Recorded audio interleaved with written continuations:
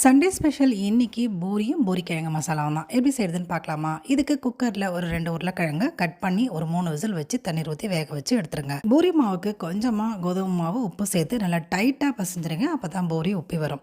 இப்போ ஒரு கடாயில் கொஞ்சமாக எண்ணெய் ஊற்றிட்டு கடுகுளுத்தம் பருப்பு, கடலைப்பருப்பு இது எல்லாத்தையும் சேர்த்துட்டு நீளமாக நறுக்கின ஒரு 2 பெரிய வெங்காயம், ஒரு தக்காளி, பச்சை மிளகாய், இஞ்சி பூண்டு பேஸ்ட்டு, 1/4 டீஸ்பூன் மஞ்சள் தூள், கொஞ்சமாக சீரகம், பெருங்காயத்தூள் ஒரு 1/4 டீஸ்பூன் சேர்த்து நல்லா வதக்கிட்டு பச்சை பட்டாணி ஒரு பவுலில் எடுத்துருக்கேன்.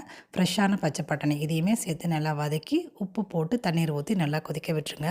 இது நல்லா கொதிச்சதுக்கப்புறமா மசிச்ச உருளைக்கிழங்கை சேர்த்துட்டு 2 டேபிள் ஸ்பூன் பொட்டுக்கடலை மாவு மிக்சியில் கொஞ்சமாக தண்ணீர் ஊற்றி அரைச்சி இதோட சேர்த்திங்கன்னா நல்லா கெட்டியாகிடும்.